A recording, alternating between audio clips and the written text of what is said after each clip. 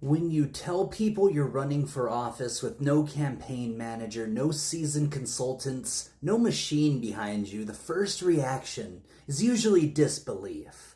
Campaigns, they say, are too complex, too unforgiving, too choreographed to be left to one's own designs. And in a sense, they're right.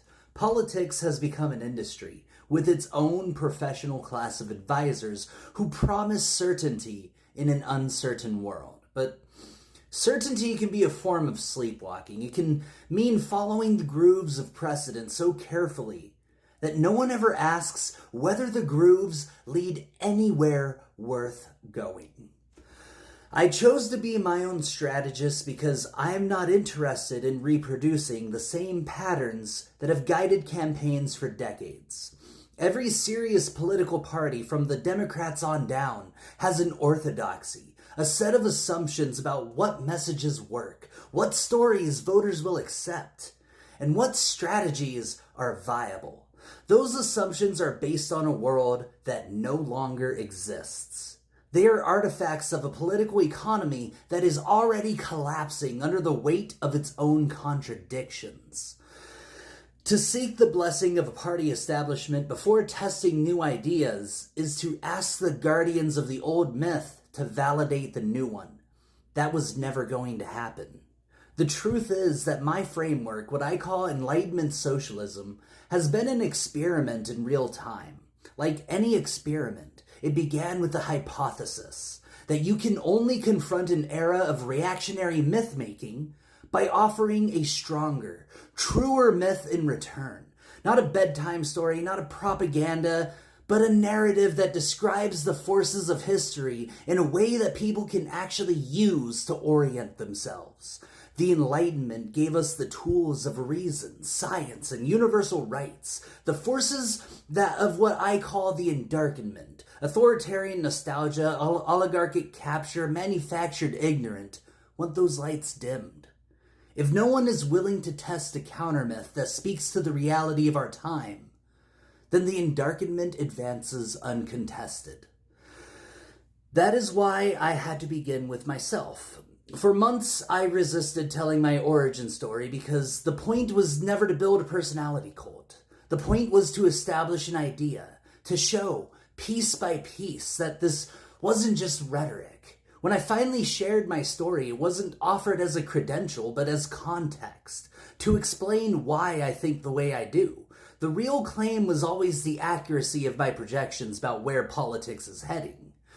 Analytics became part of the evidence.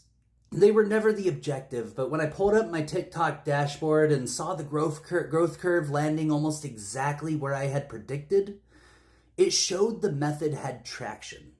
A strategist is only as credible as the results they can point to. In my case, the only way to gather those results was to use myself as the test case. That meant pushing through the algorithm's shadow banning, 2 full bans on my account, including the one I'm in now, and the skepticism of those who couldn't see the strategy. The irony is that the very reason a party establishment would have dismissed this framework, because it was unproven, is the reason it can succeed.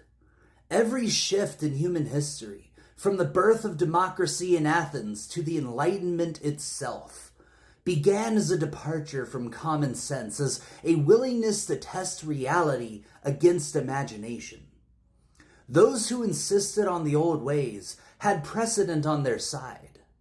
Those who risked the new had only their hypothesis and their resolve.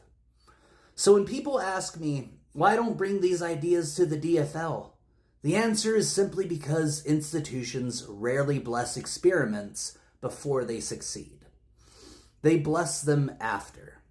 And the only way to create a new strategic paradigm is to demonstrate it yourself, in public, at risk, where everyone can see if it fails. And just as importantly, where everyone can see when it works. That is the essence of why I am my own strategist, not because I think I'm above learning from others, but because I believe the only way to challenge the gravitational pull of the old myths is to build a new one, strong enough to stand on its own. My campaign is not about me. It is about proving that a politics rooted in science, in cooperation, in human flourishing can not only exist, it can thrive. My story is just the test case, the laboratory experiment. Enlightenment Socialism is the enduring idea.